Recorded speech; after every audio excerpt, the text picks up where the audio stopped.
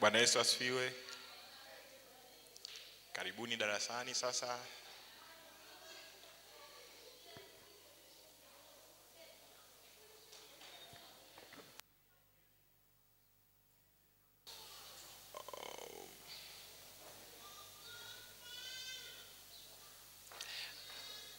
Naam, ni muda sasa wa kuanza darasa letu la shule ya wanafunzi. Kabla ya kuanza, naomba tuombe kwa ajili ya kufungua kipindi hiki. Mfalme wa amani, Mungu mwenye nguvu, tunakuja mbele zako watoto wako tukikushukuru kwa sababu ya nafasi hii ambayo umetupa kuwepo uweponi mwako tena. Asante kwa ajili ya ratiba ambazo zimetangulia, tumekuona wewe. Asante kwa kila kitu ambacho tumekuiona siku ya leo. Ni wakati mwingine ambao tunatamani kujifunza neno lako tena kwenye shule ya wanafunzi. Roho wako Mtakatifu awe mwalimu wetu wa kweli, atuelekeze, atufundishe, atusaidie kusikia na kuelewa na kushika haya ambayo umekusudia tujifunze leo. Tusaidie kila mmoja wetu, saidia mkufunzi anayeongoza, saidia wanafunzi, walika zote mfalme wa amani. Kwa ajili ya utukufu wako tutakuona wewe na tunaamini hilo, na tutapata kitu kipya tena leo katika kukulia wokovu na kukujua zaidi. Ni katika jina la Yesu Kristo wa Nazareti naomba na kuamini. Amen. Bwana Yesu asifiwe. Tunamshukuru Mungu kwa ajili ya nafasi hii ambayo ametupa kuwepo hapa tena. Leo ni tarehe 23 Novemba. Tutajifunza somo la 47 linahusu kuongoka kwa Sauli. Kuongoka kwa Sauli.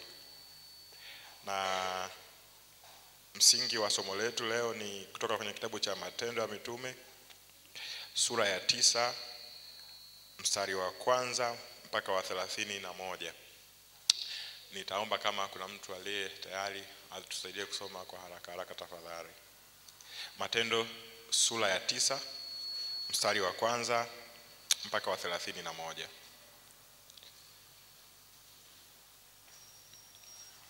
Matendo sura ya 9 mstari wa 1 mpaka wa 31.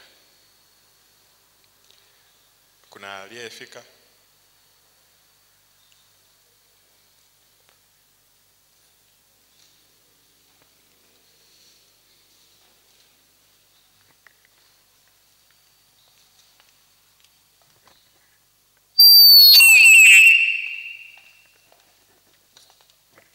Amina, tutasoma.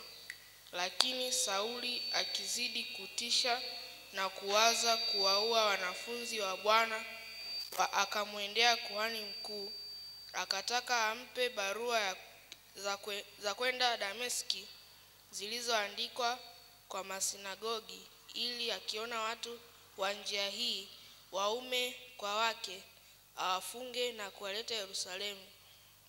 Hata alipokuwa akisafiri, ikawa anakaribia Dameski, ghafla ikamwangaza kote nuru kutoka mbinguni.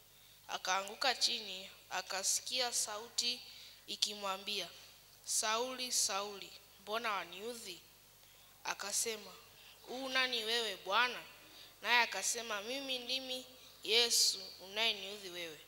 Lakini simama uingie mjini, nawe utaambiwa yakupasayo kutenda. Na wale watu waliosafiri pamoja naye wakasimama kimya, wakisikia sauti wasione mtu. Sauli akainuka katika nchi, na macho yake yalipofumbuka hakuona kitu. Wakamshika mkono wakamleta mpaka Dameski.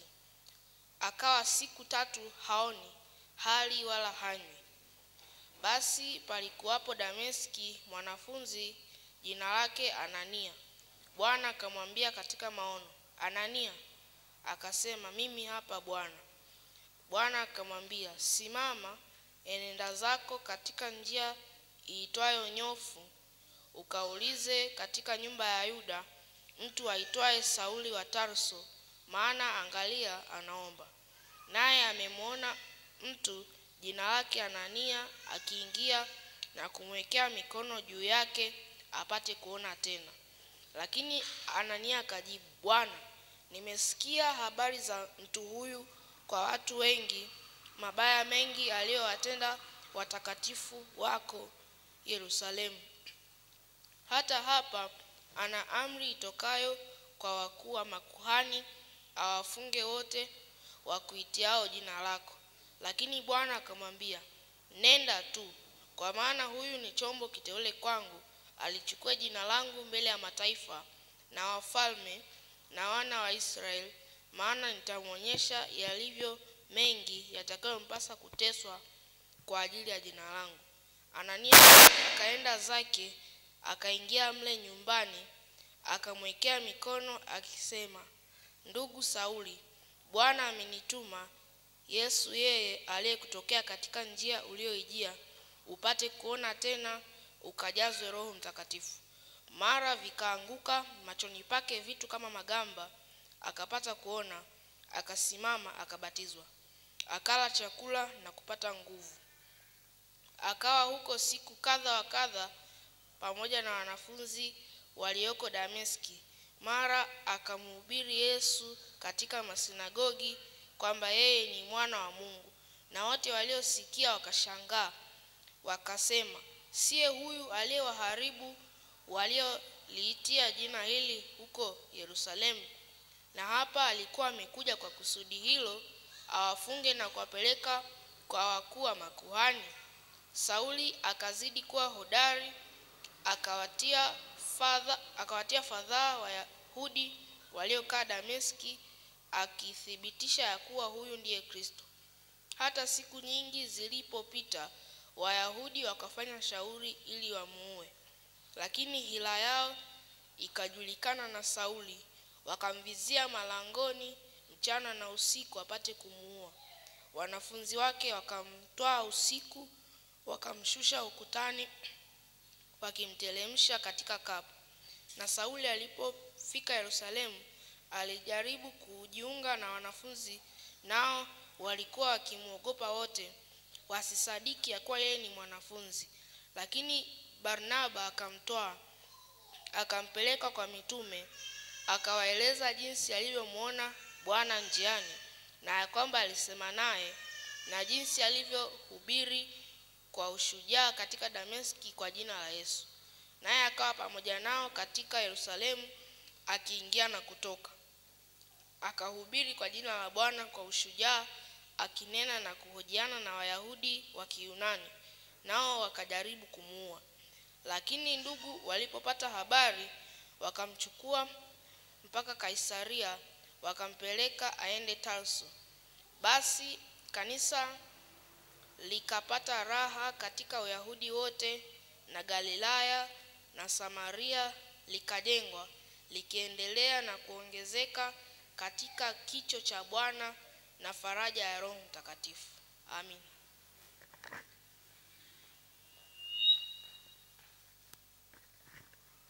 Amina. Bwana Yesu asifiwe. Tumeona habari hii ikimwelezea mtu mmoja aitwaye Sauli. Na kwa faida ya wote, huyu Sauli anaelezewa hapa ni mtume Paulo, ambaye ni mtumishi wa Mungu, alikuja kufanya kazi ya Mungu vizuri hapo baadaye. Lakini habari hii inaanza huko mwanzo, namna ambavyo alikuwa, inaelezea maamuzi yake yalivyokuwa awali kabla ya kukutana na Yesu, lakini baada ya kukutana na Yesu na alivyobadilishwa. Bwana Yesu asifiwe. Kabla ya kuendelea sana mbele, naomba tusome kweli ya Biblia. Kweli ya Biblia kwenye somo letu inasema, kama tutayakabidhi maisha yetu kwa Kristo, tukabatizwa katika Roho na kuitii sauti ya Bwana, tutaweza kuwa mashahidi wake wenye kuleta matokeo yanayotarajiwa. Nitarudia. Kama tutayakabidhi maisha yetu kwa Kristo, tukabatizwa katika Roho na tukaitii sauti ya Bwana, tunaweza kuwa mashahidi wake wenye kuleta matokeo yanayotarajiwa. Bwana Yesu asifiwe. Ujumbe huu ni kwetu kanisa, ni kwetu wote. Haijalishi umri, haijalishi jinsia, haijalishi mahali umekuwa, haijalishi elimu, haijalishi uzuri umekuwa nao, haijalishi ubaya umekuwa nao. Lakini inasema kwamba kama sisi tutaweza kumpokea Yesu, kama tukimkubali Yesu kwenye maisha yetu, tunapokutana na Yesu na tukamkubali Yesu kwenye maisha yetu kwamba yeye ndiye Kristo, na tukabatizwa katika Roho, yani tukajazwa Roho Mtakatifu, alafu tukaweza kuisikia sauti ya Roho Mtakatifu na tukaitii, basi tunaweza kuwa mashahidi wenye kuleta matokeo yanayotarajiwa. Bwana Yesu asifiwe. Kama ambavyo tunajua tulivyookoka au ambavyo tumeokoka, haijaishia hapo. Tumeokoka ili kusudi tuwe mashahidi wa ufalme wa mbinguni hapa duniani. Bwana Yesu asifiwe. Na sasa ili kusudi tuweze kutimia katika ubora huo, imetupasa kwanza kumpokea Yesu, kukubali, lakini kubatizwa au kujazwa na Roho Mtakatifu, lakini kusikia sauti ya Mungu na kuitii. Alafu kufanya hayo yanatakiwa kufanyika. Basi kwa kufanya hivyo tutakuwa na matokeo chanya yale yanayotarajiwa katika ufalme wa mbingu. Bwana Yesu asifiwe. Kwa hiyo tumeona kwenye habari hii inayomuelezea Sauli ni kama ulikuwa ni ukurasa mwingine au ni upanuzi wa ufalme wa Mungu kuelekea kwa mataifa mengine tunapogusa habari ya Paulo. Bwana Yesu asifiwe. Tutaona huko mwanzo kitabu cha Matendo sura ya 1 mstari wa 8 na hivi, Yesu anatoa maagizo kwamba wanatakiwa wafikie watu, injili wafikie watu ulimwenguni kote. Lakini ilianza kwanza na Wayahudi na watu wengine wakawa wanafuata baadaye. Kwa sasa tunaweza kuwa na swali la msingi kwamba ilikuwaje wakati wote tumeona wale wanafunzi wamejazwa Roho Mtakatifu, kanisa limeongezeka na lili kukua na hivi, lakini nini kimetokea? Yani inakuwaje Mungu anaamua kumtafuta na kumchukua Sauli, huyu mtu ambaye alikuwa muuaji, huyu mtu ambaye alikuwa mbaya, alikuwa mtesaji wa kanisa na wote ambao wanamwamini Kristo? Kwa nini anamchukua yeye? Kwa nini asimchukue Petro ambaye tayari tunaona alishajazwa Roho Mtakatifu na anafanya matendo makuu? Kwa nini asiwachukue wengine ambao wameokoka? Kuna watu wengine tunaona hapa, kuna watu kama kina Anania, hata kama hawakuwa wachungaji, lakini watu tayari walikuwa wanajua habari ya Mungu. Kwa nini amchukue mtu huyu ambaye pengine hangeweza kukubalika kwa haraka namna hiyo? Bwana Yesu asifiwe. Tunaweza tukajiuliza swali hilo la msingi sana. Lakini tunasema kwamba kutokana na kifo cha shahidi Stefano, Wakristo walioko Yerusalemu walianza kupata mateso makali sana. Tukisoma kitabu cha Matendo sura ya 8 mstari wa 1 na kuendelea. Hata hivyo kanisa liliendelea kukua na kupanuka. Waliujaza mji ule kwa ujumbe wa Kristo na kupanua ushawishi wao mpaka majimbo ya Uyahudi na Samaria. Bwana Yesu asifiwe. Kwa pamoja na yale yaliyotokea baada ya ujazo wa Roho Mtakatifu, wale watu na kuanza kufanya kazi ya Mungu, walifanya kazi ya Mungu kwa bidii kweli kweli, kiasi kwamba yale maeneo waliokuwa wakiishi, walieneza habari za Kristo maeneo mengi ya miji aliyokuwa wakiishi. Wanasema waliujaza mji ule na ujumbe wa Kristo na kupanua ushawishi wao mpaka katika majimbo ya Uyahudi na Samaria. Sasa ulikuwa umefika wakati wa kwenda hata mwisho wa nchi kama Yesu alivyoagiza katika Matendo sura ya 1 mstari wa 8. Sasa tunaona Mungu anamchagua Sauli kwa ajili ya kufanya kazi ya Mungu zaidi beyond ya lile eneo la Uyahudi ambalo kwa kipindi hicho waliamini sana kwamba ufalme wa Mungu umekuja kwa ajili yao peke yake, na waliamini pengine hiyo ni bonus kwa ajili yao na wala watu wengine wasingeweza kufanya hivyo. Sasa ingewezekana kina Petro wakaenda kuhubiri huko nje mpaka mwisho wa dunia, wakahubiri wao wenyewe, lakini bado ingeonekana basi wokovu ni special kwa watu fulani tu. Wokovu ni kwa ajili ya watu fulani tu ambao waliokusudiwa na Mungu, wale ambao jamii ilichukulia wakati huo, na maanisha Wayahudi. Lakini sasa ilibidi kumchagua Sauli au mtu yeyote angechagua wa mataifa mengine ili kusudi kudhihirisha kwamba kumbe kazi ya Mungu sio kwa ajili ya Wayahudi peke yake, sio kwa ajili ya wale watu wengine peke yake. Na huyu alikuwa anachaguliwa tayari kwa kwenda kufanya kazi ya Mungu kwa mataifa mengine, sasa ukiacha ule utaratibu ambao walikuwa wameufikiria hapo. Sema, lakini kwanza Roho Mtakatifu alitaka kufanya kazi moja muhimu. Alitaka kumuita na kumtia nguvu mtume wa kuyafikia mataifa kama ambavyo tumesoma hapo, na alitaka kuwadhihirishia Wakristo wa Kiyahudi kwamba ufalme wa Mungu upo wazi kwa watu wote, yani Wayahudi na mataifa. kama ambavyo tukisoma sura ya 10, Matendo sura ya 10 mstari wa kwanza mpaka 40 inaelezea hiyo namna ambavyo ufalme wa Mungu sio wa Wayahudi peke yake, ni kwa watu wote, yani Wayahudi na mataifa mengine pia. Katika somo hili tutajadili zaidi kazi ya Roho Mtakatifu katika kuliandaa kanisa kwa ajili ya umisheni wake kwa mataifa, yani kuongoka na kuitwa na kutiwa nguvu kwa Sauli. Baadaye Sauli anakuja kuwa Paulo, mtume kwa mataifa mengine. Bwana Yesu asifiwe.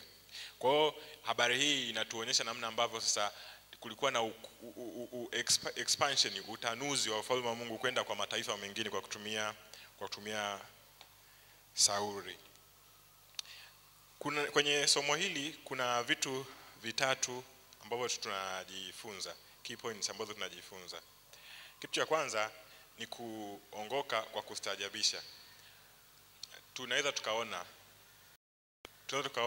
tukajifunza jinsi ambavyo Mungu alimbadilisha Sauli. Kama tulivyoanza kusoma habari hii, Sauli huyu wakati habari hii ikianza alikuwa anatoka anaelekea Dameski. Anataka kwenda kufanya kazi ya kuwatafuta wale ambao wanamwamini Kristo. Tunaamini kwamba kwa namna yoyote kama alianza ruti ya kwenda Dameski kwenda kufanya kazi hiyo, basi pengine kanisa la kule lilikuwa limeanza kuchipuka tayari na kuwa na matunda na kuwa na wafuasi wengi. Basi lilikuwa ni tishio kwa wale wanachokiamini kina Paulo. Ndio maana akataka kwenda kule kwa ajili ya kuzuia. Kwa sababu tunaona maeneo mengine pamoja na kupinga, lakini kazi ilikuwa imeshakuwa tayari. Na mji huu nafikiri ulikuwa tayari unaanza kuchipua na kuongezeka zaidi. Kwa hiyo yeye kama anayezuia alikuwa anaona ni target ya kwenda kufanya hit yoyote kwa ajili ya kupunguza speed isionekane. Kwa tunamwona mtu huyu amekusudia kwenda kwa ajili ya kukamata na kuwaleta hawa watu ambao wanamwamini Kristo na kuwatesa na kuwaua, kwa sababu walikuwa wanaenda tofauti na kile ambacho wao wanakiamini. Sasa kitu cha tofauti ni kwamba inakuwaje Mungu anakutana naye, Yesu anajitokeza kwa Sauli, kwa muuaji, kwa mtu asiyefaa, kwa mtu ambaye alikuwa tishio kwa kanisa. Halafu anampa nafasi ya kuokoka, anampa nafasi ya kubadilika na kuwa chombo kitakachofaa kwa ajili ya ufalme wa Mungu. Kuna mambo kadhaa ambayo tunaweza tukajifunza hapo. Kwanza, inaweza isiwe kama Paulo ambavyo wakati anaenda akakutana na Yesu akajitokeza mbele yake alafu akaokoka kwa namna hiyo. Tunapata kwanza kitu kimoja, namna ambavyo yeye aliokoka, namna ambavyo alikutana na Mungu ilikuwa ni namna ya pekee sana. Ilikuwa ni encounter ya pekee kwamba Mungu alijidhihirisha kwake na akamuonesha, akamwambia kwa nini unaniudhi, unachokifanya sicho ambacho nakitaka. Na Paulo akasikia, akachoma moyo na kutii. Ukisoma sura ya 10 nafikiri, sura 22, utaona namna ambavyo sura 22 mstari wa 8 na wa 10, utaona namna ambavyo Sauli anasikia ile habari na inamchoma moyo, na inafika point anauliza kwamba nifanye nini Bwana? Yani anagundua kila alichokuwa anakifanya si sahihi, alafu anauliza nifanye nini? Yani kuna utii fulani, alafu anapokea wokovu na kubadilishwa kabisa. Bwana Yesu asifiwe. Kwa kuna mambo kadhaa ambayo tunaweza tukajifunza hapo. Tunaweza kwamba kwanza mtu ikusudi aongoke, kuna namna ambavyo anakutana na Mungu, anakutana na Yesu aliyefufuka kwa namna moja au nyingine. Na inaweza isiwe encounter kama ambao amekutana nayo Paulo, kwamba ni kwenye maono au kuna namna ambavyo unaona Mungu anatokea mbele ya uso wako na vitu vingine. Lakini kwa namna yoyote kuna kusikia, kuna namna ambavyo mtu inabidi akutane na habari za Yesu, Mungu ajitambulishe kwake, Mungu amtokee kwa namna moja au nyingine, ikusudi aweze kuweza kupokea na kumwamini Mungu kuwa Bwana na Mwokozi wa maisha yake. Na Yesu anakutana nasi popote tulipo. Hakuna aliye mbali sana au aliye mbaya sana. Kitu ambacho tunajifunza pia hapa ni kwamba kama huyu Sauli alikuwa ni mtu muuaji, kama alikuwa mtu asiyefaa aliyekuwa analitesa kanisa, na bado Mungu akaweza kukutana naye, Mungu akaamua kumtumia na kujitokeza kwake, basi kumbe Mungu anaweza katukuta sehemu yoyote tulipo. Mungu anataka kutufuata sehemu yote tulipo. Haijalishi unajiona namna gani, haijalishi unaweza kujiona ni mdogo namna gani, unaweza kujihisi ni mbaya namna gani, lakini upendo wa Mungu ni mwingi na anaweza kufanya kitu chochote kwa ajili ya kwako na kwa ajili ya kanisa. Haijalishi upo kwenye situation gani. Kwa hiyo Yesu anaweza kukutana na sisi popote tulipo. Hakuna aliye mbali sana wala aliye mbaya sana. Hii inadhihirisha pendo la Mungu kwetu sisi na kwa kanisa. Kama ambavyo pamoja na ubaya wote huo, pengine Mungu angekuwa mwanadamu anahesabu mabaya, angemchukulia Paulo kama mtu wa kuhukumiwa pengine. Nilikuwa nasoma hapo habari ya nyuma namna ambavyo Stefano alivyokufa. Wakati anataka kufa akaomba kwa Mungu akasema usiwahesabie mabaya hawa. Najaribu kufikiria namna ambavyo walikuwa wanatesa na wanamuua mtumishi wa Mungu, lakini ile kitu cha kusema usiwahesabie mabaya haya, pengine neema ya Mungu ikaonekana hapo na kuona pamoja na haya wanayofanya bado naweza nikawatumia, hata ubaya wao ulionao bado naweza nikawatumia. Kwa hata sisi tusije tukafikiri labda pengine hatufai. Kuna mambo kadha wa kadha ambayo tumepitia, kuna maisha ya nyuma huko ambayo tumepitia labda pengine, wala asitufanye shetani asinongone masikioni mwetu akafikiri pengine hatufai namna hiyo. Upendo wa Mungu ni mwingi na unajidhihirisha kwetu sisi wakati wowote bila kujalisha chochote kile. Ni sisi kutii na kunyenyekea na kumkubali Yesu kuwa Bwana Mwokozi wa maisha yetu. Bwana Yesu asifiwe. Kwa hiyo haijalishi upo wapi, haijalishi ulikuwa na situation gani, haijalishi upo kwenye stage gani ya maisha, upendo wa Mungu unaweza ukajidhihirisha na kutokea kwako. Bwana Yesu asifiwe. Lakini kitu kingine ambacho tunajifunza hapa, kukutana na Yesu hubadilisha maisha kabisa. Bwana Yesu asifiwe. Tumeona namna huyu jamaa alikuwa kwenye safari yake ya kwenda kutimiza azma yake. Na pengine alikuwa na vitendea kazi kabisa kwamba amekusudia, amejipanga. Yaani yuko na vitendea kazi vyake, naenda kukamata watu, anajua pengine nitaenda kugusa sehemu fulani na sehemu fulani na sehemu fulani na nitafanya hivi na hivi. Kajiandaa na alikuwa na watu, tunaposoma alikuwa na watu walikuwa wanafanya hivyo. Lakini tunaona namna ambavyo ghafla alivyokutana na Yesu, ghafla sana, ndani ya siku 3, yani ile kwanza ile kukutana na Yesu tu hivi akabadilishwa, lakini ndani ya siku 3 huyu mtu mpaka ameshajazwa na Roho Mtakatifu tayari. Halafu ndani ya muda mfupi ameshaanza kuhubiri. Yani tu ni kile kitendo cha kukutana na Yesu kinaleta mabadiliko. Kwa hiyo tunachojifunza ni kwamba haijalishi tulikuaje, tunapokutana na Yesu anabadilisha kabisa, anabadilisha hatima zetu, anabadilisha kufikiri kwetu, anabadilisha matendo yetu na vitu vingine. Maisha yetu yanakuwa mapya, kuna ukurasa mwingine kabisa unaokuwepo. Bwana Yesu asifiwe. Na hiyo itatusaidia kujua kwamba saa nyingine tunaweza tukachukulia wokovu kama kitu cha kawaida, lakini bila upendeleo. Kuna tofauti sana kati ya mtu ambaye anamwamini Yesu, mtu aliyeokoka, na mtu ambaye hajaokoka. Namna ambavyo anayaona maisha, namna ambavyo anapasave, namna ambavyo ana ujasiri, namna ambavyo ana amani, regardless kwa iwe ni elimu wanayo, iwe ni uchumi na vitu vingine, lakini kuna tofauti. Hiyo ipo kabisa, ni kwa sababu ya ile kumwamini Mungu. Sasa hiyo ni hatua ya kwanza, lakini inaenda mbali zaidi ya hapo, kwamba tunapompokea Yesu anabadilisha kabisa maisha ya mtu na kuwa mwanzo mwingine mpya. Bwana Yesu asifiwe.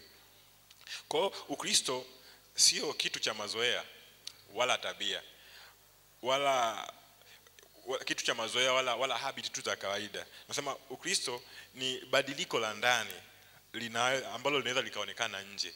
Tunapompokea Yesu ni ile badiliko ambalo linatokea ndani. Mtu anapokoka anatokea ndani, badiliko linatokea ndani, lakini matokeo yake yanaonekana mpaka nje. Haishi tu kwamba sasa unasema umeokoka alafu bado nje watu wakiangalia wanaona bado mbona ni kama yule. Haubadiliki kitu chochote, inakuwa kuna walakini. Kwa hiyo tunapompokea Yesu tunaamini kwamba kuna badiliko ambalo tunalipokea. Bwana Yesu asifiwe. Kitu cha pili ambacho tunajifunza hapo ni mwitikio wa utii. Kwanza tunaona kwenye habari ambayo tumeisoma, baada ya Sauli kukutana na hiyo, sasa kwanza akatii na kunyenyekea. Kitendo cha kuuliza nifanye nini Bwana ni kutii na kunyenyekea, si ndio jamani? Akatii. Lakini mtu mwingine ni Anania. Tumesoma hapo habari za Anania kwamba alikuwa ni mtu wa kawaida, na huyu hakuwa mchungaji, hakuwa mtume, hakuwa mtu wa vyeo vya juu wala kuhani. Alikuwa tu ni mtu wa kawaida aliyempokea Yesu. Lakini kitu cha ziada zaidi au sifa iliyokuwa inamsaidia zaidi, alikuwa ni mtu mwenye kuomba. Na wakati wa kuomba Yesu ndo anajitokeza kwake na anamuonyesha maono, anamwambia habari ya kwenda kumuona Sauli, kwenda wapi aende, na akamuone Sauli na akamwekea mkono ili kusudi apokee uponyaji. Sasa kitu kinachotokea hapa ni kwamba huyu Anania ameshamsikia Sauli, amesikia matendo yake, amesikia namna ambavyo amekuwa tishio, namna ambavyo amekuwa kiua na kutesa watu wa Mungu. Lakini sasa anatumwa aende kwa Sauli, yani anatumwa aende kwa yule muuaji. Kwa hali ya kawaida tu unaweza ukaogopa, kwa hali ya kawaida unaogopa. Hata yeye aliogopa kwanza, akasema sasa itakuwaje, huyu mtu nimemsikia habari zake, ni mtu ambaye amekuwa akitesa watu wako, watu wanaokuamini na kuwaua, sasa inakuwaje unaniagiza nende kwake? Lakini Mungu anamwambia nenda tu, kwa sababu anakusudi na huyu mtu, nenda. Baada ya kuwa amepata uhakika kwamba Mungu amemwambia aende, basi anatii, anaenda. Kwa hiyo tunajifunza kuna utii pia, kwamba tunaweza tukaokoka, tunaweza tukawa tumepata hivyo, lakini kusudi tuwe sasa na matokeo mazuri, lazima tujifunze kwanza kusikia sauti ya Mungu kama ambavyo yeye amefanya. Kama asingekuwa naomba, asingekuwa mtu wa rohoni, pengine asingesikia, asingeweza kusikia kama Mungu anamwambia inabidi uende ukamuone Sauli. Lakini pia asingetii. Kama angesikia tu na asingetii, basi kuna kazi ya Mungu isingefanyika kama vile ambavyo itakuwa kufanyika aliyofanya yeye. Kwa hiyo tunajifunza kwamba kumbe inatupasa tuwe na mwitikio wa utii pale ambapo tunaagizwa na Mungu. Na Roho Mtakatifu anaposema na sisi tutakuwa na uwezo wa kumsikia, na sometimes au wakati mwingine maagizo ya Mungu yanakuwa magumu zaidi ya vile ambavyo tumefikiria. Saa nyingine maagizo ya Mungu, kazi ya Mungu inaweza kuwa na vitisho, ikawa na vitisho mpaka kwenye uhai wetu, kama ambavyo alikuwa anaiona Anania kwamba anatakiwa aende kwa Sauli yule muuaji, inatishia maisha yake, lakini hakuwa na namna, kwa sababu alikuwa ni mtu anayemtii Mungu, akaamua kumtii Mungu na kwenda kufanya. Tunaona baada ya kufanya hivyo wokovu ukamfikia Sauli. Bwana Yesu asifiwe. Kwa hiyo imetupasa sisi kuwa wanyenyekevu na utii. Nasema unyenyekevu ni hatua ya kwanza ya kuokoka. Ni lazima tukili udhaifu wetu, dhambi zetu na mienendo yetu isiyo mizuri na kumhitaji Mungu. Kwa hiyo lazima tuwe wanyenyekevu, tutii na kuwa wanyenyekevu, kwamba okay, kwanza tunakubali kuokoka, tunakili udhaifu wetu, tunaacha dhambi zetu na vitu vingine, tunaamua kumsikiliza Mungu. Lakini pia tunapookoka sasa, tunapopewa kitu cha kufanya, tunapomsikia Mungu na kupewa maelekezo ya kufanya, tunakuwa watu wenye kutii na kufanya hivyo. Bwana Yesu asifiwe. Lakini kitu kingine ambacho tunakiona hapa ni kwamba Mungu hutumia watu kusaidia kazi yake. Anatumia watu wa kawaida kabisa. Sio mara zote kama ambavyo tunaweza tukafikiri kwamba pengine Mungu anatumia wachungaji peke yake, kwamba Mungu atatumia wainjilisti, manabii au maaskofu peke yake. Mungu anatumia watu, hata watu wa kawaida kabisa, kama ambavyo tumeona kwa Anania. Kwa kumbe Mungu anaweza kututumia hata sisi, wanafunzi, watoto wadogo. Tumeona mahali kwenye Biblia kuna kijakazi alitumika. Mtu wa namna yoyote anaweza kutumiwa na Mungu. Kumbe tunatakiwa kuwa watii na kujua hiyo thamani ambayo tunayo. Haijalishi kile ambacho tunacho, haijalishi vile ambavyo tulivyo, stage gani ya maisha ambayo tunayo. Sisi ni vyombo ambavyo vinaweza kutumika na Mungu kwa namna yoyote, wakati wowote, bila kujalisha hadhi zetu. Bwana Yesu asifiwe. Kwa hiyo inabidi tuwe watiifu na kuwa wasikivu tu na kuwa wanyenyekevu. Sisi tunaweza kutumiwa na Mungu kama ambavyo tunaona kwa Anania. Alikuwa mtu wa kawaida kabisa, lakini kwa sababu alikuwa anamtii Mungu na anamuomba Mungu, basi Mungu akamtumia kwa ajili ya kumgusa Sauli. Bwana Yesu asifiwe. Lakini kitu cha tatu ambacho tunajifunza hapa ni kwa habari ya shahidi mwenye nguvu. Tunapokuwa tumeokoka, nguvu ya Mungu inakuwa ndani yetu. Kwamba tumesema tunapookoka tunakuwa mashahidi wa Mungu. Tunapokuwa tumeokoka sasa, nguvu ya Mungu inakuwa ndani yetu. Ikusudi tufanye kazi ya Mungu vizuri sasa, hatuwezi tukafanya kwa akili zetu. Kama ambavyo tumeona hata kina Paulo ambavyo kina Petro ambavyo walikuwa awali kabla hawajazaliwa Roho Mtakatifu, walikuwa waoga. Hawakuweza kusimama kulitaja jina la Yesu. Hawakuweza kutetea ufalme wa Mungu kwa sababu ya ule uoga uliokuwa umewazunguka na kwa sababu ya zile hofu zilizokuwepo. Lakini Roho wa Mungu anapotokea na kumjaza Petro, Roho wa Mungu anapotokea na kumuongoza Anania na watu wengine wote ambao tunaona, wanakuwa na ujasiri, wanakuwa ni mashahidi ambao wanaweza wakaifikisha habari ya Mungu sehemu yoyote, haijalishi vitisho ambao vingeweza vikaonekana na kutokea sehemu walizo. Bwana Yesu asifiwe.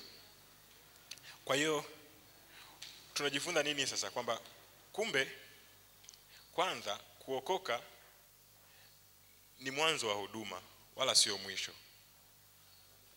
Bwana Yesu asifiwe. Tunaomba neema ya Mungu ifikie watu, lakini hata sisi pia imetufikia, tumeokoka. Baada ya kuokoka hatuvuti pumzi tukasema tumemaliza. Bwana Yesu asifiwe. Sio tumemaliza. Yaani tunapookoka kumbe ndio kwanza ndio ukurasa unaanza. Kumbe ni mwanzo wa huduma, sio mwisho. Sio graduation, yani kwamba nimeokoka sasa nimemaliza ni graduation. Bwana Yesu asifiwe. Tunapookoka hii ni mwanzo wa huduma nyingine. Nasema wokovu ni mwanzo wa kuelekea kusudi la Mungu kwenye maisha yetu. Bwana Yesu asifiwe. Tukisoma huko kuanzia mwanzo tutaona ambavyo tulijitenga na uwepo wa Mungu, tukaishi nje ya kusudi la Mungu kabisa. Alafu kupitia Yesu tunakuja kurudishwa kupatanishwa na Mungu, si ndio?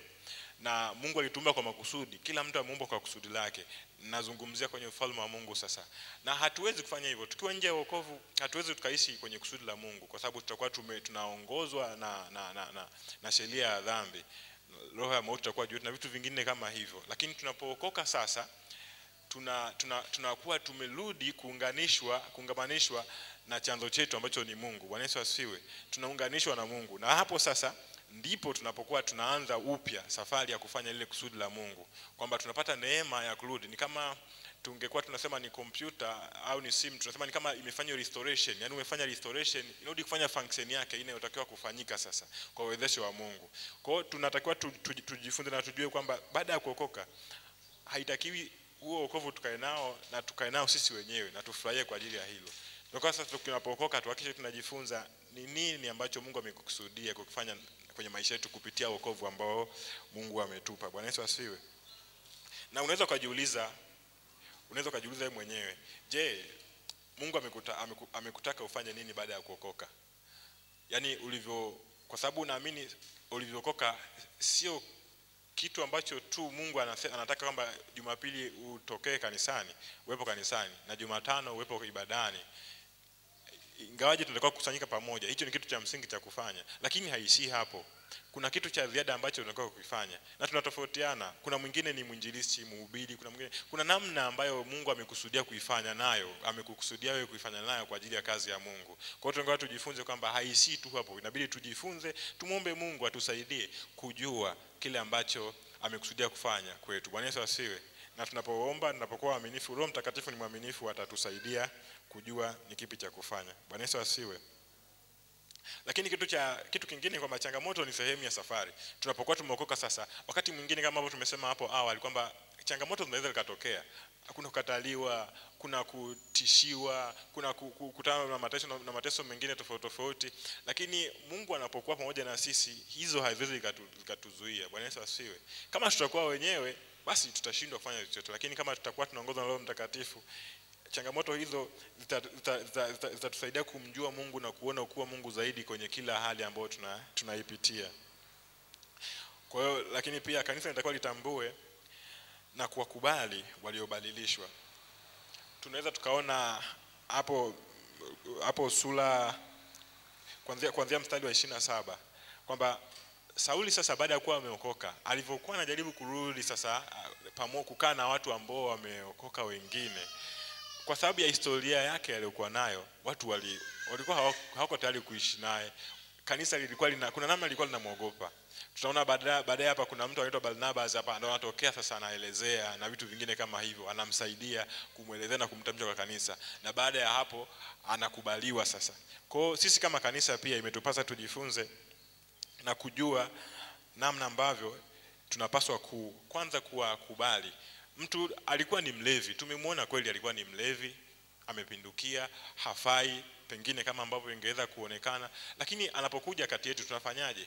Ni tunamtenga kama mlevi au tunatakiwa tukae naye tujue namna gani tunamsaidia aone upendo wa Mungu hata kwenye hali aliyokuwa nayo, halafu Mungu ambadilishe kwa ajili ya kazi yake. Bwana Yesu asifiwe. Tusiwakatae, tusiwatenge, tusione pengine sisi ni special kuliko watu wengine. Kwa hiyo tunapoona mtu anakuja, tena inabidi tumpende pengine kwa kipaumbele kuliko watu wengine. Bwana Yesu asifiwe. Ikusudi aone upendo wa Mungu na Mungu amsaidie asirudi nyuma. Bwana Yesu asifiwe. Kwa sababu ya muda Sitaendelea sana, lakini nina maswali machache hivi nilikuwa natamani tu discuss. Tuna dakika kama 12 hivi. Nilikuwa natamani tu discuss. Niombe tena tukae kwenye makundi yetu. Makundi matatu. Itakuwa ni makubwa lakini hivyo makundi matatu. Alafu tutadiscuss maswali kadhaa hapa. Tutatoa mchango, lakini kama kuna mtu ana swali pia atakuwa na nafasi ya kuuliza swali, alafu tutaendelea. Niombe makundi matatu tafadhali.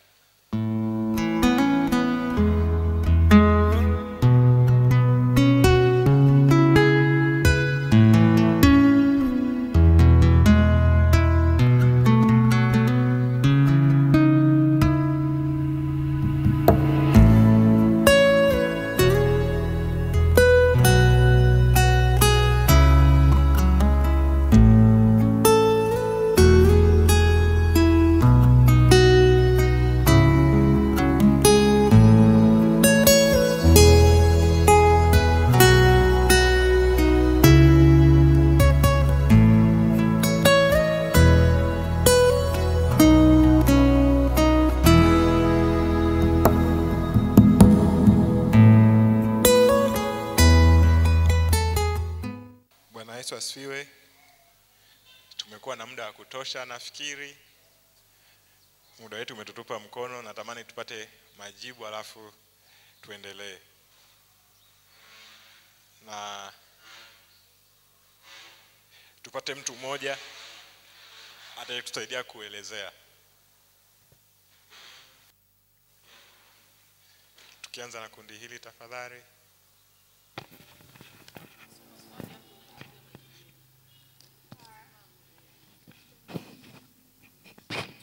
Bwana Yesu asifiwe. Kwenye kundi letu tumejifunza kuisikia swali. Tumejifunza nini kutoka kwa Anania kuhusu kutii sauti ya Mungu hata pale tutashaka?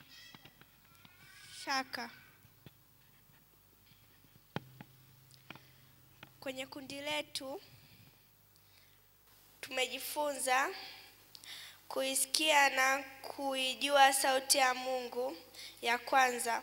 Ya pili, kuitii sauti ya Mungu.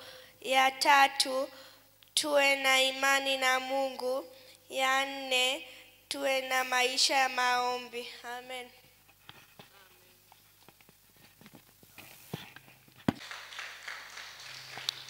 Kundi linalofuata.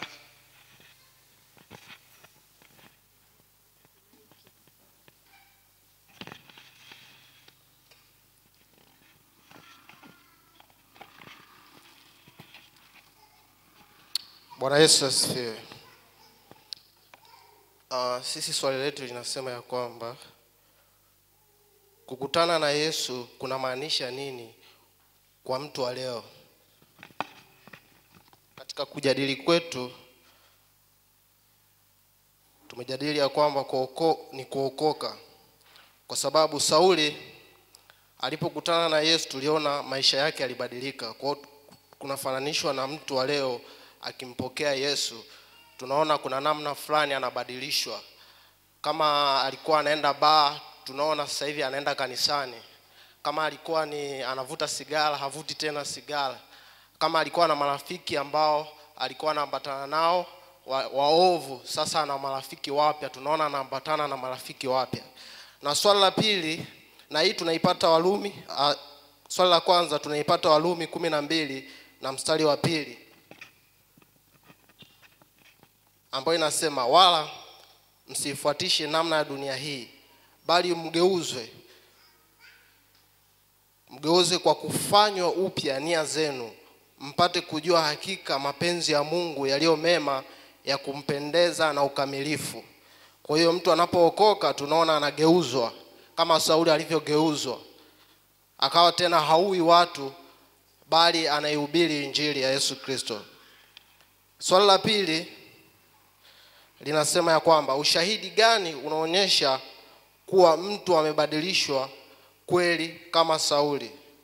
Tukaisoma Korinto wa 2 sura ya 5 mstari wa 17. Wakorintho wa pili sura ya 5 mstari ule wa 17. Inasema, hata imekuwa mtu akiwa ndani ya Kristo amekuwa kiumbe kipya, ya kale yamepita, tazama yamekuwa mapya. Kwa hiyo tunatambua kwamba mtu huyu kama ushahidi ya kwamba amebadilishwa. Tunaona namna mienendo yake, tunaona namna ambavyo amebadilishwa, amekuwa kiumbe kipya ndani yake. Sisi tumeishia hapo. Amen. Amen. Makofi kwao tafadhali. Tulisema pia kwamba Ukristo sio mazoea wala tabia tu ya kawaida, lakini ni badiliko la ndani ambalo linaonekana nje. Ni badiliko la ndani ambalo matokeo yake yanaonekana nje. Ukisema umeokoka, basi kuna namna ambavyo tunda la Roho litafanya kazi ndani yako, na tofauti yake itaonekana na matendo yake yatakuwa dhahiri, kama ambavyo wameelezea wenzetu hapo. Bwana Yesu asifiwe. Na kundi letu la 3 tafadhali. Amina. Bwana Yesu asifiwe. Amina. Basi kwenye group letu swali lilikuwa nasema kwamba kama kanisa tunawezaje kuiga mfano wa Barnaba ili kutambua na kuwaunga mkono na kuwafanya wapya katika imani watu kama Sauli ili wasirudi nyuma. Rudia swali kidogo tafadhali. Swali tunasema kama kanisa tunawezaje kuiga mfano wa Barnaba ili kuwatambua au kuwaunga mkono na kuwafanya wapya katika imani watu kama Sauli ili wasirudi nyuma. Na kwa majibu yetu ambao tumejadiliana ni kwamba ya kwanza kabisa kwamba ili kuwasaidia watu kama Sauli wasirudi nyuma, ambapo sisi tunakuwa ni Barnaba, alafu hao watu wamekuja ni Sauli. Sasa ili kuwasaidia wasirudi nyuma, jambo la kwanza sisi tunalosema ni kwamba tunatakiwa kuwakaa nao karibu na kuwashauri bila kuwahukumu kwa makosa walioyafanya hapo awali kabla hawajakutana na badiliko la Kristo. Lakini jambo la pili tunasema tunaweza kuwasaidia kwanza kwa sisi wenyewe kutii na kuwa mfano kwao, kwa sababu kama kuna kitu wao watajifunza ni kulingana na vile sisi ambavyo tutakuwa tukiwachukulia wao na kuwasaidia katika changamoto ambazo wao wamekuwa nazo. Maana yake mtu amebadilishwa, sasa anavokuja huku kwetu sisi lazima yani tuwasaidie bila kuonyesha namna yote kwamba kati ya sisi na wao kuna utofauti. Kwa hiyo maana yake ninachomaanisha, kuna wakati mwingine mtu anaweza kaa naokoka alafu wewe ambaye ndio unatakiwa umuonyeshe ukajifanya umeokoka kupitiliza, kama vile hayo maisha huyajui na hujawahi kuishi. Kwa hiyo kuna namna ya kumsaidia mtu kama huyo, yani kuna namna ya kukaa naye karibu ukamuelekeza bila kumhukumu kwa makosa ambayo aliyafanya hapo awali. Amen.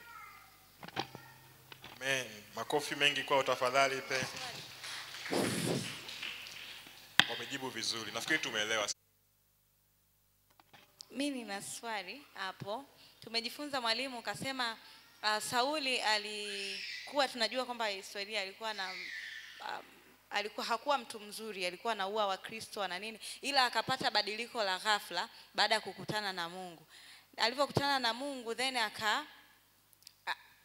akapata badiliko, akawa kwa muda mfupi akaanza kuhubiri Injili.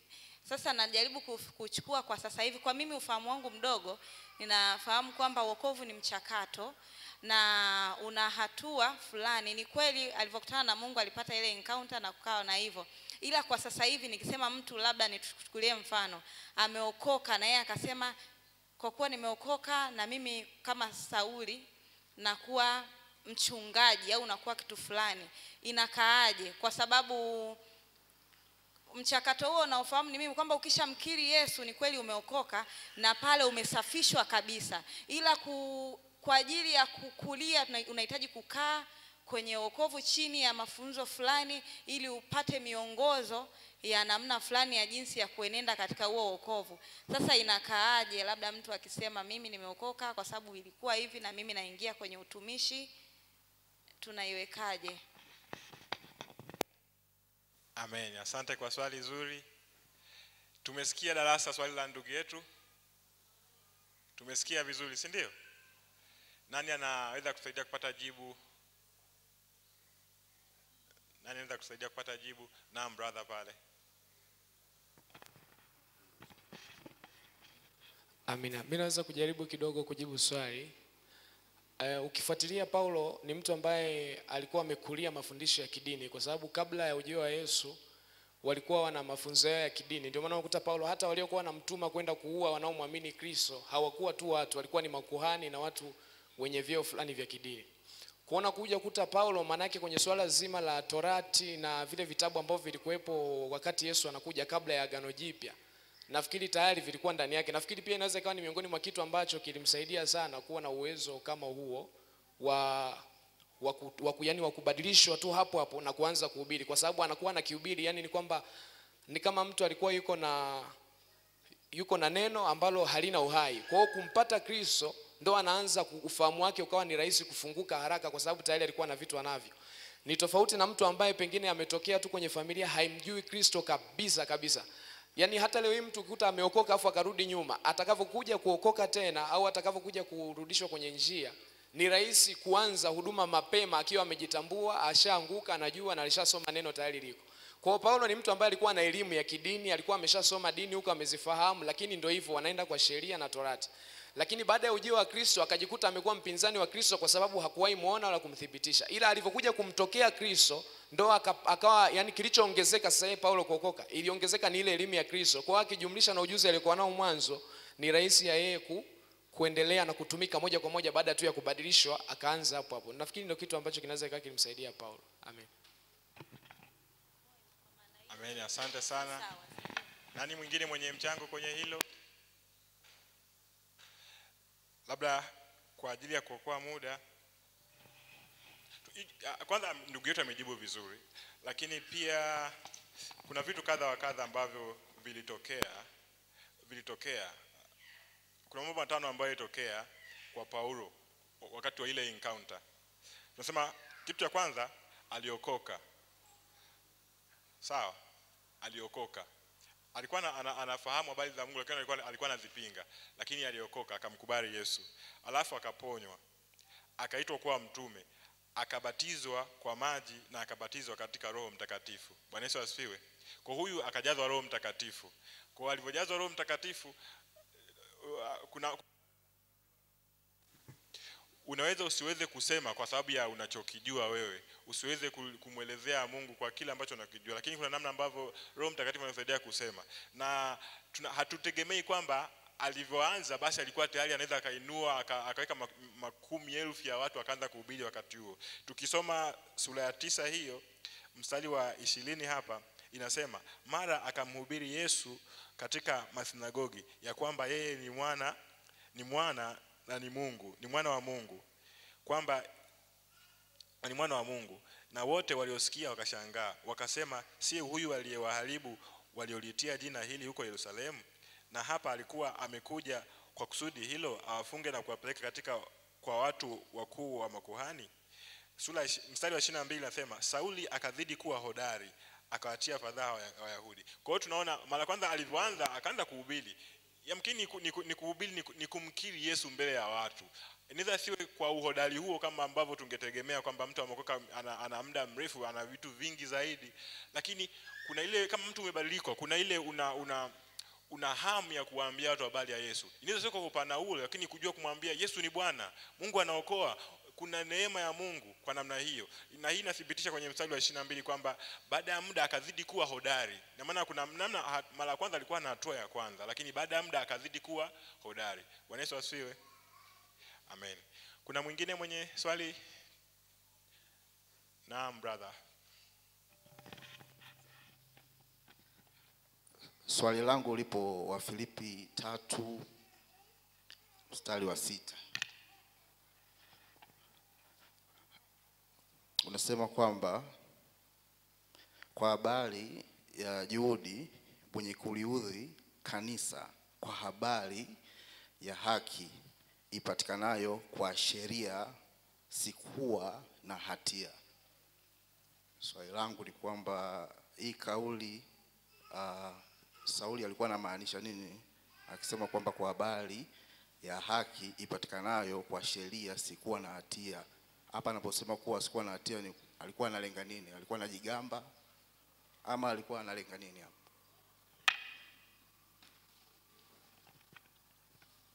Swali zuri sana. Nani anaweza kutusaidia tafadhali?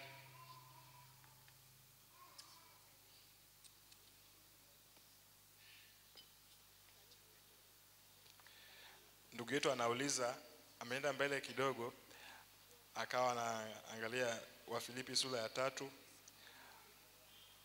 mstari wa 6, ambapo Paul alikuwa anasema kwa habari ya juhudi mwenye kuliudhi kanisa, kwa habari ya haki ipatikanayo kwa sheria sikuwa na hatia, lakini mambo yale yaliyokuwa ya faida kwangu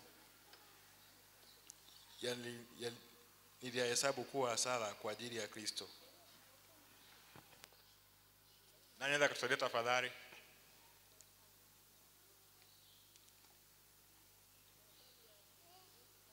Bwana Yesu asifiwe. Tunaweza kuona kwa uchache, tunaweza tukaona kama ambavyo ndugu yetu amesema, Paul wakati huo naye alikuwa anajihesabu ni mtumishi wa Mungu, na walikuwa wanaongozwa kwa sheria zao, na walikuwa chini ya makuhani, walikuwa wanaongozwa kwa sheria zao, na walikuwa wanaamini kwenye sheria, yani kuna sheria ambazo zilikuwa zinaongoza. Kwa walikuwa wanaamini kwa kufuata sheria hizo basi wao wanastahili na wanapata haki kwa sababu ya sheria hizo. Sheria zao zilikuwepo nyingi za kutosha na alizifuata sheria hizo. Kwa kama alikuwa anamwamini kwamba anaweza kuwa anamwamini Mungu kwa sheria hizo, kwamba pengine usizini na vitu vingine kama hivyo, kwa sheria zilikuwa anaweza kujihesabia haki kwamba kweli nampenda Mungu au namjua Mungu, na kwa hiyo angeweza sijihesabie kuwa na hatia kwa sababu alikuwa anafuata zile sheria. Lakini sasa tunaona kumbe habari ya kumjua Mungu inaenda zaidi ya sheria. Bwana Yesu asifiwe. Na kwa sababu alihesabiwa haki kwa kufuata sheria ile, sasa na saa nyingine ilimpa madaraja na heshima nyingi. Vile vyote baada ya kukutana na Yesu akagundua kumbe wala havikuwa kitu. Kumbe itakuwa kumjua Yesu na kufuata neema ambayo inapatikana kwa wokovu na si kwa sheria. Bwana Yesu asifiwe. Amen. Muda wetu umetutupa mkono. Asanteni sana, na kabla ya kumaliza tusome kweli ya wiki hii. Ishi kweli ya wiki hii. Kuna mtu ana swali? Sawa, karibu swali la mwisho haraka tafadhali. Haleluya. Amen. Nina swali ambalo linahusu kwa habari ya mtu ambaye ameokoka, ambaye ametokea imani ya pili, ambaye anaingia kwenye imani ya Ukristo.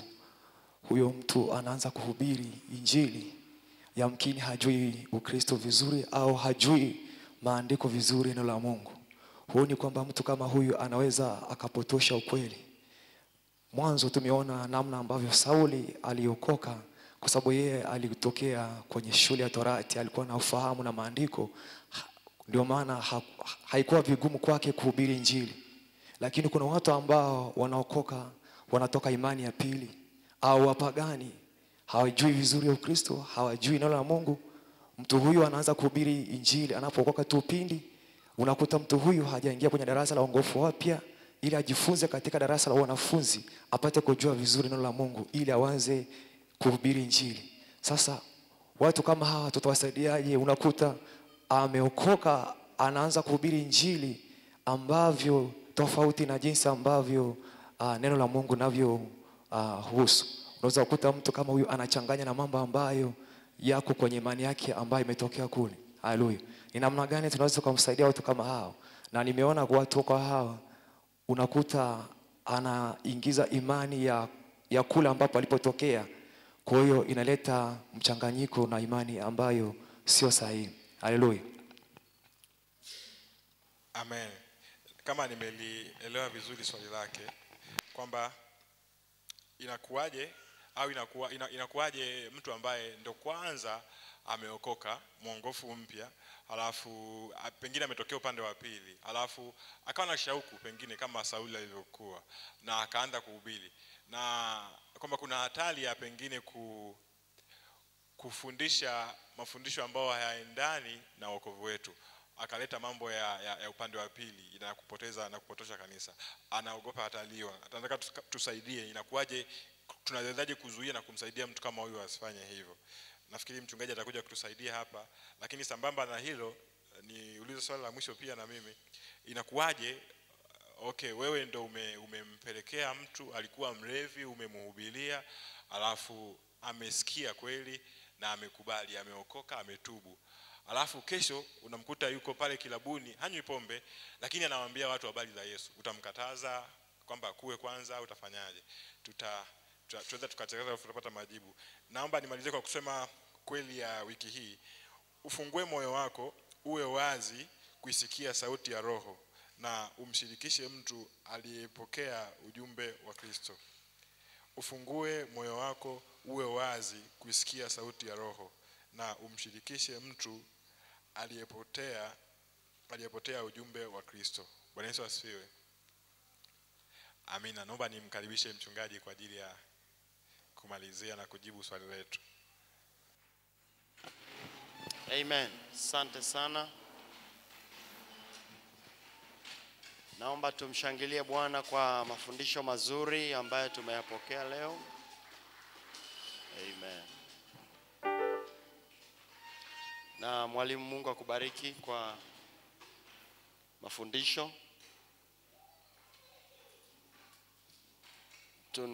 Tumejifunza mambo ya msingi sana ambayo yanaweza kutusaidia kwenye maisha yetu. Sina jambo la kukazia zaidi kwa hayo ambayo tumejifunza, tuyaweke kwenye utendaji. Tutaomba kulingana na kweli ambayo tumeambiwa tuiishi, na hili jambo la muhimu sana kwamba tufungue mioyo yetu ili iwe wazi kusikia sauti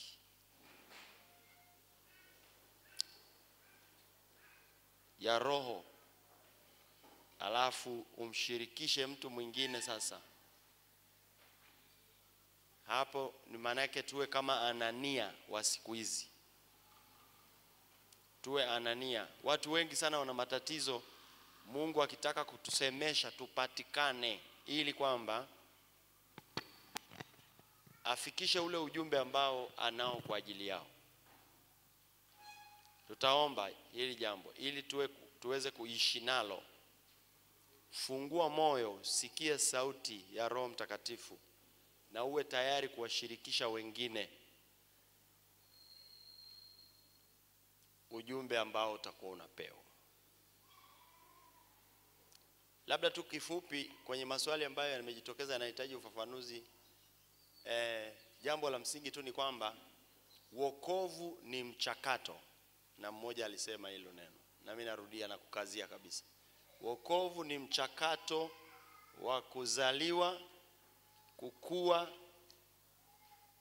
na kufika kwenye hatua ya badiliko linaloonekana kwenye mwenendo. Sasa kwa wepesi upi inategemeana na mtu anavyoshirikiana na anavyojibidisha. Kwa hiyo unapomwona Sauli yeye ameenda kwa haraka zaidi, kunakuwa na sababu. Na hakuna mtu anayefungiwa kwamba ukiokoka inabidi ukae miaka 3 usifanye chochote. Inakuwa inategemeana na juhudi yake pia, ila ni mchakato. Na hakuna mtu anayesema amehitimu sasa, enenda, hamna cha kujifunza tena. Hapana, hata yule aliyeanza kwenda ana cha kujifunza, ingawa kunakuwa na vile vya msingi ambavyo vinahitajika. Kwa hiyo tunahitaji kuendelea kujua hilo, kwamba maandalizi yapo, lakini kwa kiwango kipi yule anayeandaliwa ana ushirikiano kujifunza haraka. Hata kwenye maisha ya kawaida, darasani wanafunzi hawafanani. Mwalimu mmoja akifundisha, wengine wamechika haraka, ameshasogea. Kama ingekuwa ni kuwapima kwenye mtihani, wengine wanaweza wako tayari kuhamia darasa lingine kwa sababu wameshapokea. Kwa hiyo kiwango kile kitaamua, na sisi kazi yetu ni kuongeza bidii katika ukuaji. Basi nisiongee zaidi mengi. Na lingine pia, kama alivyosema mwalimu, ukimwona mtu aliyeokoka hivi karibuni anawashirikisha wengine habari njema, hatumkatazi, ila kama tumegundua kuna mahali hajaelewa vizuri, tunamtia moyo ili afanye vizuri wakati ujao. Hivyo tu. Walikuwepo kwenye Biblia wengine walikuwa nahubiri injili iliyokuwa ina upungufu, lakini kwenye ile ibada wakawepo watu ambao wako na uwezo wa kuelewa neno la Mungu. Baada ya ibada wakamuita nyumbani, wakamwambia neno la Bwana kwa usahihi, akafanya kazi ya Mungu vizuri. Kwa hiyo inawezekana hivyo kwa upendo. Amen. Hakuna sheria kwamba mtu akiokoka sasa anakaa muda gani, ila kuna mafundisho ya msingi lazima kuyapata. Sasa ni kwa kiwango kipi? Kwa sababu pia ni kazi ya Roho Mtakatifu. Basi wapendwa, tusimwone pia Paulo ghafla akiwa tayari ameshakuwa mtume tukasahau mchakato ambao yeye mwenyewe ameusema kwenye Wagalatia 1:17. Kuna maeneo ameeleza mwenyewe akasema, anasema hivi,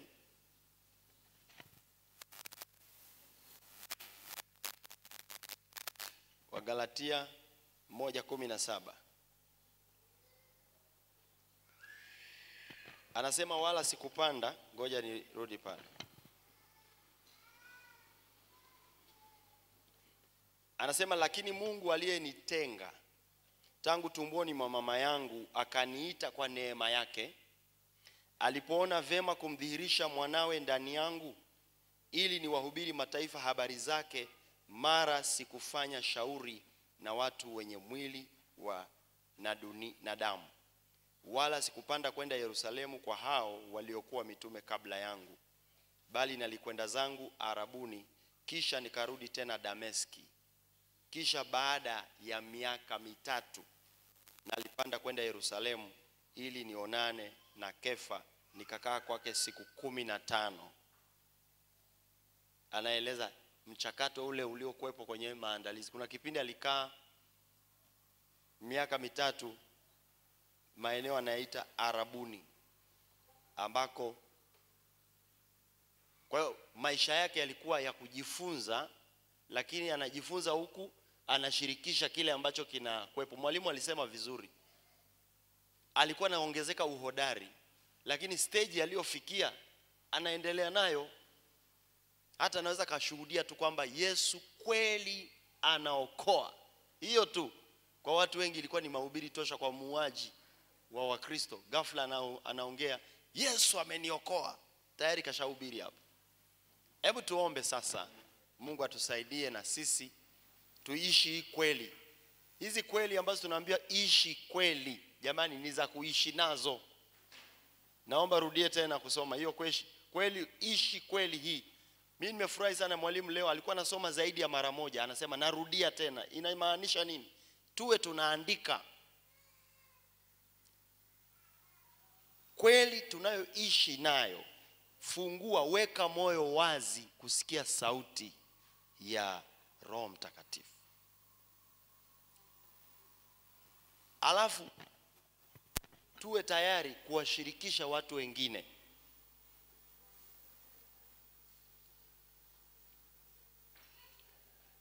Hivi unaonaje kama umepanda daladala na mtu ambaye anakufa kesho na hajaokoka? Kesho ndio siku yake ya kufa na yeye hajui, na sio kwamba anaumwa, ana afya tu, ila kesho ndio kufa. Ufungue moyo wako, uwe wazi kusikia sauti ya Roho Mtakatifu. Mungu akiona mioyo iliyo wazi, kuna watu wengi sana atawaokoa.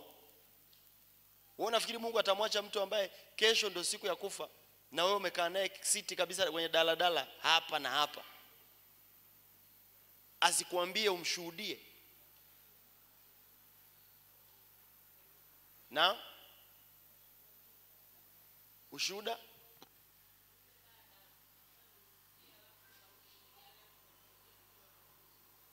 aya, kuna ushuhuda. Asante, umenikumbusha. Siku moja nimeenda kwa wakala, huwa naenda hapo mara kwa mara nikiwa na miamala ya pesa, naenda hapo. Lakini huwa nawashuhudia ile tu nafanya hiyo transaction, kuna neno la Mungu nitaliacha hapo. siku nyingine nikawaachia zile tracks za ushuhudiaji. Sasa hiyo siku ambayo sasa ndio nataka nikuambie hii ya kwamba kama sauti ya Mungu itakuwa wazi ndani yetu, huwezi kujua nani unamsaidia. Nimefika pale nikasisitiza huyu dada ni Muislamu. Nikawaambia wenzake, huyu mmempa hii tracks, naomba hakikisha anapewa. Wakampa nikiwa hapo hapo. Nikamwambia usome, jamani, wapa mnahudumia watu wanavyopita, msisahau kwamba na ninyi mnatakiwa kujiweka vizuri na Mungu. Nikaondoka, nimepata hela, miamala imekamilika. Yule dada akasoma, nasikia baadaye sasa wananisimulia. Akasoma ile karatasi yake pale, akatulia, akasema mimi nitaokoka. Akasoma, akaweka kwenye pochi.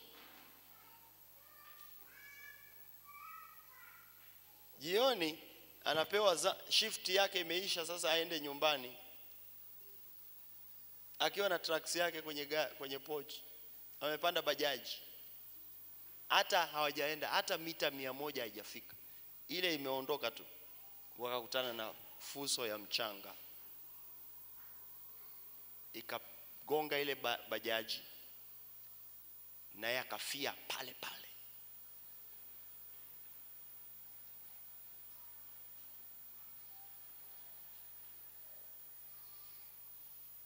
Sijajua ile alivyosema, maana ndio wananisimulia baadaye kwamba ule moyo alioonyesha baada ya kusoma ile, kama alisema maneno ya toba kama yule mtu wa msalabani, kwamba nikumbuke. Hivyo tu inatosha, sio mpaka itifaki nzito. Andika jina langu kwenye kitabu cha uzima, futa huku, andika huku. Yaani kuna wakati wengine hawapati hizo fursa. Hebu tujiombe. Tusifurahi kwenda kwenye misiba. Najua hatufurahi. Tusione ni ufahari kutoa rambirambi, kwamba mimi ni mtu wa jamii sana, nachangia kwenye rambirambi nimo. Lakini watu hao wanapita kwenye mikono yetu, hatuwapeleki kwenye ujumbe utakaowafikishia wokovu. Tunahitaji sauti ya Mungu iwe wazi. Mungu akikwambia huyu usimwache, mshuhudie na aokoke, tusimwache. Mungu atusaidie. Naomba hiyo kweli tuikiri tena. Wanasema ufungue moyo wako uwe wazi kusikia sauti ya Roho Mtakatifu, na umshirikishe mtu mwingine habari za Yesu. Ndio hivyo mwalimu Nilikuwa nimeandika ile mwishoni, sijafika vizuri, ila nimeshika hiyo. Ufungue moyo wako uwe wazi usikie sauti ya Roho Mtakatifu. Sehemu kubwa sana hiyo. Na uwe na ujasiri wa kumshirikisha mwingine habari za Yesu. Sauli mwenyewe alisikia hiyo sauti, ndio maana akampokea Yesu.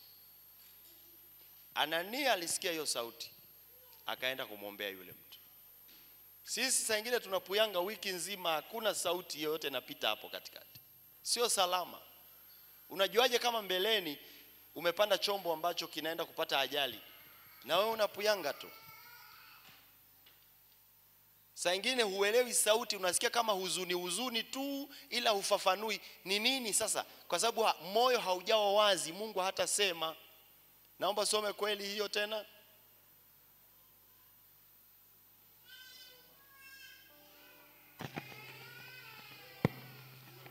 Ufungue moyo wako uwe wazi kuisikia sauti ya Roho, kuisikia sauti ya Roho, na umshirikishe mtu aliyepotea ujumbe wa Kristo, na umshirikishe mtu aliyepotea ujumbe wa Kristo. Kila mmoja wetu akiwa na hata mtu mmoja wa kumshirikisha ujumbe wa Kristo, huu kumbi hautatosha Jumapili ijayo. kwa sababu tutakuwa mara mbili yetu. Kila mtu huyo atakuwa ameokoka, unakuja naye ibadani, tutakuwa tumekuwa mara mbili. Wiki nyingine inayofuata tutakuwa mara tatu. Mtu huyo wiki moja, Jumatatu mpaka Jumamosi, huyo ukienda kunywa chai uko naye, umerudi uko naye. Mungu amekwambia huyu mtu. Naomba tuweke mioyo yetu wazi mbele za Bwana. Uisikie sauti ya Roho Mtakatifu. Kwa maisha yetu kuna faida, lakini kwa wengine kuna faida kama hiyo. Aliyepotea anahitaji kusikia ujumbe wa kumrudisha kundini kwa Mungu, ampate mchungaji Yesu Kristo ambaye atamfikisha mbinguni. Tumeelewana wapendwa? Haya, tusimame tuombe. Haya ni maombi ya muhimu sana. Baba, katika jina la Yesu, tunakushukuru kwa ajili ya fundisho hili ambalo tumesikia siku ya leo. Baba, tusaidie. Tunafungua mioyo yetu iwe wazi kwako, Roho Mtakatifu. Usikia sauti yako katika maisha ya kila siku tunayoishi, lakini kwenye mahusiano tulionayo katika kuhusiana na watu wengine. Tuwe wepesi kuwashirikisha wale wanaopotea ujumbe wa wokovu na wakafunguliwe. Baba, tusijifurahishe wenyewe katika wokovu huu, bali tuwe sababu ya mtu mwingine kupata neema ya wokovu. Asante kwa ajili ya mafundisho haya. Tunaamini kwamba utatusaidia. Tunayakabidhi maisha yetu kwako, Yesu Kristo. Tujaze Roho Mtakatifu na kuitii sauti yako, ili tuweze kuwa mashahidi wenye kuleta matokeo katika ulimwengu huu. Katika jina la Yesu tunajiachia kwako. Tusaidie Bwana. Amen.